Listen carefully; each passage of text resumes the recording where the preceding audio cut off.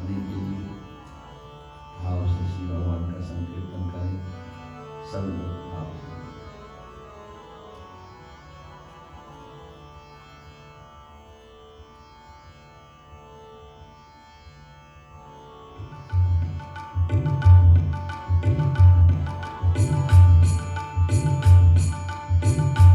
हे गोपाल राधा कृष्ण गोविंद गोविंद, हे गोपाल राधा कृष्ण गोविंद गोविंद, हे गोपाल राधा कृष्ण गोविंद गोविंद, हे गोपाल राधा कृष्ण गोविंद गोविंद, कृष्ण गोविंद गोविंद राधे गोविंद गोविंद, कृष्ण गोविंद गोविंद राधे गोविंद गोविंद, कृष्ण गोविंद गोविंद राधे गोविंद गोविंद, कृष्ण गोविंद गोविंद राधे गोविंद गोविंद, हे गोपाल राधा कृष्ण गोविंद गोविंद, हे गोपाल राधा कृष्ण गोविंद गोविंद, हे गोपाल राधा कृष्ण गोविंद गोविंद, हे गोपाल राधा कृष्ण गोविंद गोविंद, कृष्ण गोविंद गोविंद, कृष्ण गोविंद गोविंद, कृष्ण गोविंद गोविंद, कृष्ण गोविंद गोविंद, राधे गोविंद गोविंद, राधे गोविंद गोविंद, राधे गोविंद गोविंद, राधे गोविंद गोविंद, हे गोपाल राधा कृष्ण गोविंद गोविंद, हे गोपाल राधा कृष्ण गोविंद गोविंद, हे गोपाल राधा कृष्ण गोविंद गोविंद, हे गोपाल राधा कृष्ण गोविंद गोविंद, कृष्ण गोविंद गोविंद, राधे गोविंद गोविंद, कृष्ण गोविंद गोविंद, राधे गोविंद गोविंद, कृष्ण गोविंद गोविंद, राधे गोविंद गोविंद, कृष्ण गोविंद गोविंद, राधे गोविंद गोविंद, हे गोपाल राधा कृष्ण गोविंद, हे गोपाल राधा कृष्ण गोविंद गोविंद, हे गोपाल राधा कृष्ण गोविंद गोविंद, हे गोपाल राधा कृष्ण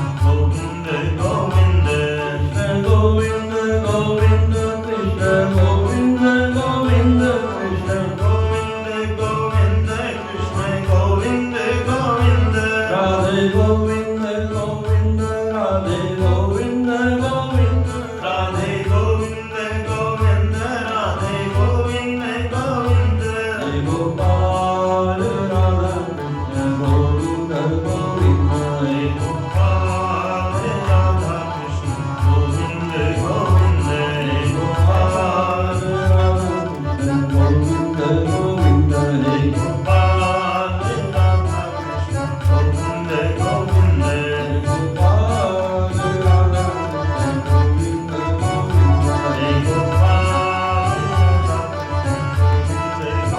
कृष्ण गोविंद गोविंद, कृष्ण गोविंद गोविंद, कृष्ण गोविंद गोविंद, कृष्ण गोविंद गोविंद,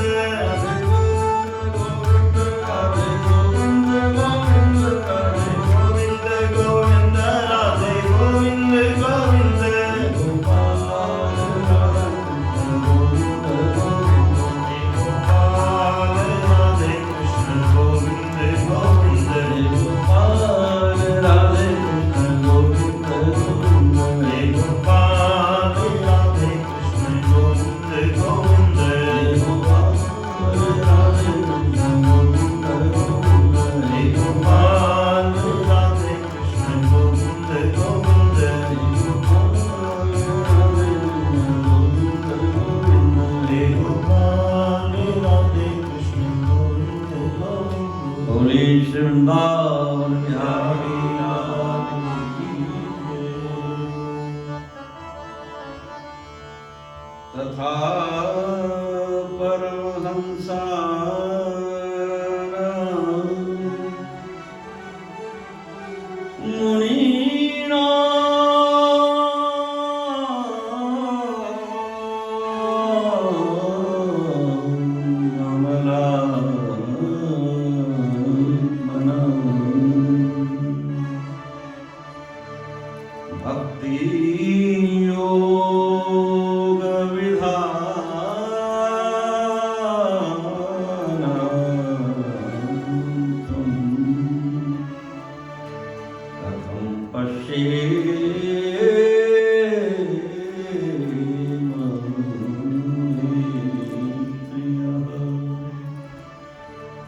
कृष्णाय वासुदेवाय देवकी नंदनाय च नंद गोप कुमाराय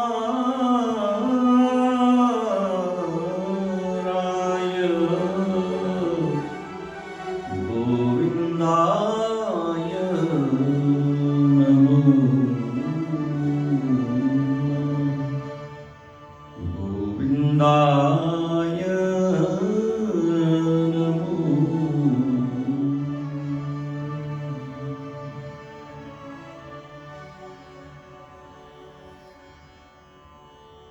एकमात्र वेद से ही प्रकट हुई नाना प्रकार की विधियां सनातन धर्म के प्रवाह को बहुत विशाल बना देती है। जैसे गंगा जहां से निकलती है, गंगोत्री, वह स्रोत तो थोड़ा सा है, छोटा सा है, गोमुख है गाय के मुख से, और वही गंगा गंगा सागर तक पहुंचकर बहुत विशाल रूप ले लेती है। तो स्वयं वह छोटा सा श्लोक बहुत बड़ा विशाल स्वरूप को प्रस्तुत करता है। तो ऐसे ही वेदों से प्रकट हुआ यह सनातन धर्म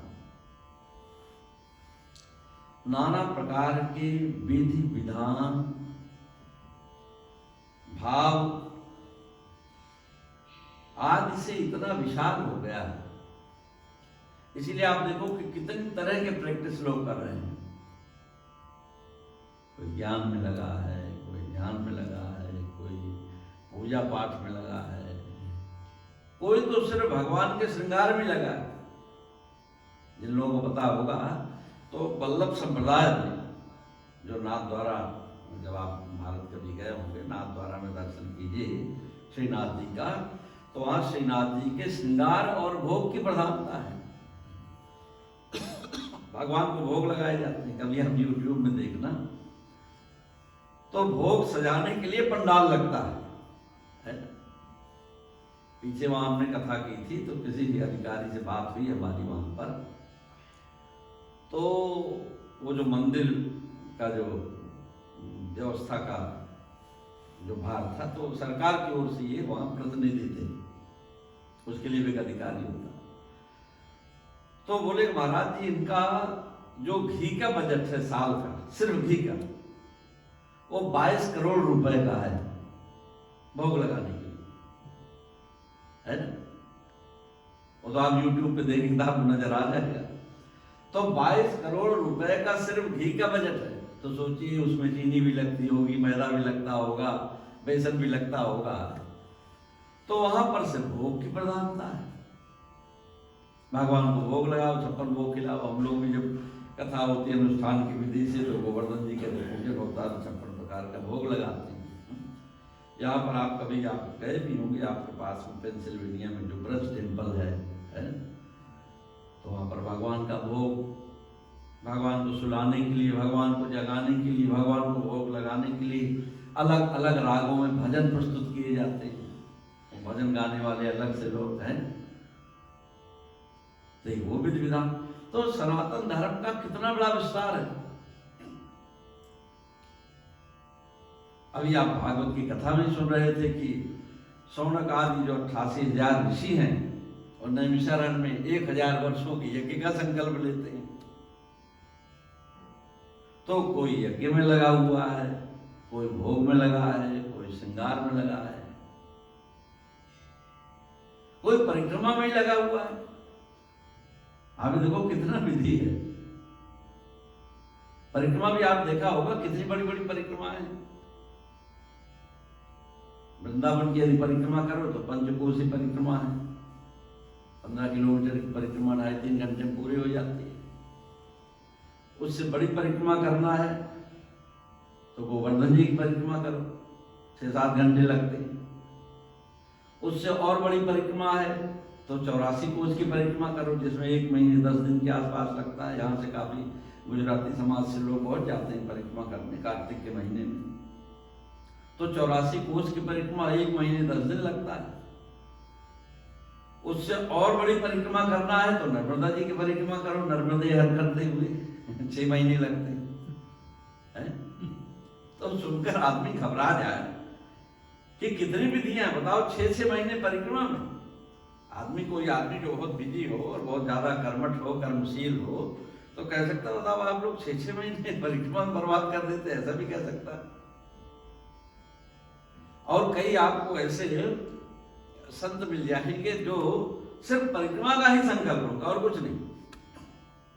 बहुत से लोगों को मैं व्यक्तिगत रूप से जानता हूं जो जब ब्रजभूमि में आते, कहीं से भी आए, चाहे गुजरात से आए, पंजाब से आए, उत्तर प्रदेश से आए, कहीं से भी, राजस्थान से आए, तो कहते महाराज जी बस मेरा तो संकल्प है सीधे गोवर्धन जी की परिक्रमा करना और वहीं से वापस हो जाना।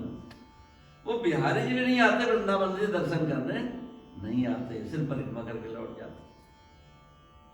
तो किसी ने अपने जीवन को परिक्रमा में लगा दिया, किसी ने यज्ञ में लगा दिया। कुछ लोग कहते महाराज मुझे तो बस गरीबों की सेवा ही अच्छी लगती है, किसी ने उसमें लगा दिया। तो ये सनातन धर्म की बहुत बड़ी शाखाएं हैं।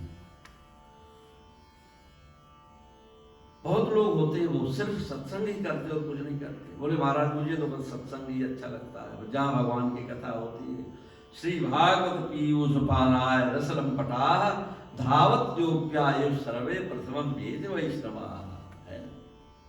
हम तो बस जहाँ भी कथा होती है सबसे पहले हम सोचते पहुंच कर बिल्कुल आगे बैठ जाए। अब यहाँ तो आगे पीछे का कोई चक्कर नहीं है। तो सनातन धर्म में बहुत सारी है व्यवस्थाएं हैं, चाहे जो भी चूज करो तो चॉइस तो अच्छी बात है ना। कोई कोई कहता मुझे तो ठाकुर जी का एकमात्र दर्शन ही अच्छा लगता है, बस सुबह ठाकुर जी के एक बार दर्शन हो जाए बस हमारा दिन मंगलमय हो जाता है। तो कोई दर्शन में है, कोई कहीं, कोई कहीं, कोई कहीं। तो को बड़ छोट कहत अपराधु, किसे बड़ा कहा जाए किसे छोटा कहा जाए। गोस्वामी तुलसीदास जी ने कहा कि राम जी को बड़ा कहें कि राम जी के नाम को बड़ा कहें तो को बड़ छोट कहत अपराधु, किसे बड़ा करें, बड़ा छोटा करते हैं तो मन में अपराध बोध होता है। किंतु फिर भी मनुष्य विचार तो करता है कि महाराज ये बताइए कि सबसे कारगर तरीका कौन सा है।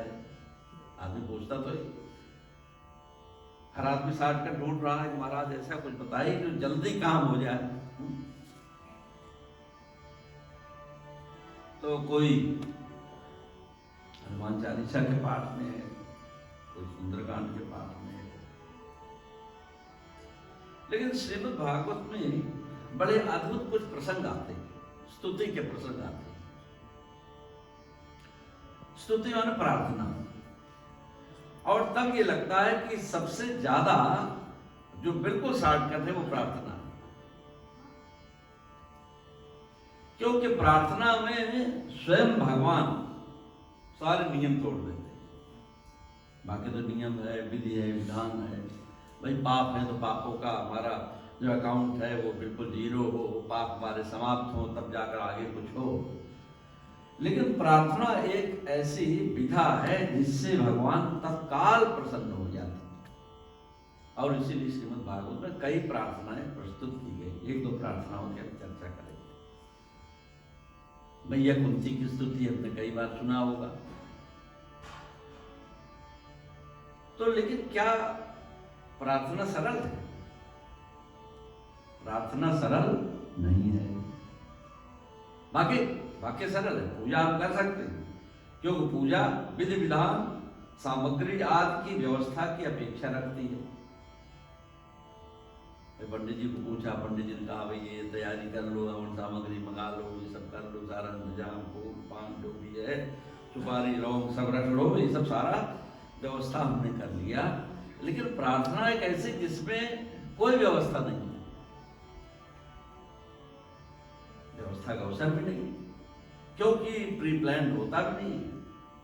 तो इसलिए ये प्रार्थनाएं परिस्थिति जन्य है जो प्रकट होती है, और जब ये प्रार्थनाएं प्रकट होती हैं और प्रार्थनाओं में हम कोई उसके साथ कोई धोखा नहीं कर सकते, क्यों वो अंतर से प्रकट होती होंगी होंगी नहीं होंगी नहीं होंगी, उसको उपजाया भी नहीं जा सकता। श्रीमद् भागवत में भैया कुंती की प्रार्थना है, एक दैत्य वृत्रासुर उसकी प्रार्थना है, प्रहलाद जी की प्रार्थना है, ध्रुव जी की प्रार्थना है, गजेंद्र की प्रार्थना है। और आप ये देखो कि इस प्रार्थना में ज्यादा समय नहीं लगा, बाकी विधि विधान बहुत समय लगा। यज्ञ करो तो 100 यज्ञ हुए, तब 100वें यज्ञ में भगवान प्रकट होते हैं, इतना लंबा सिलसिला है। और प्रार्थना में भगवान तत्काल सत्यम विधातुम निज भृत्य भाषितम, भक्त के भाव को पूर्ण करने के लिए भगवान तत्काल प्रकट हो जाते हैं। तो प्रार्थनाएं भी कैसी कितनी अटपटी हैं। भगवान श्याम सुंदर श्री कृष्ण जाने लगे, जब द्वारका प्रस्थान करने लगे, और प्रस्थान की वेला में सबको श्री भगवान मिलते हैं, किसी को गले लगाते हैं, किसी का पांव भी छूते हैं।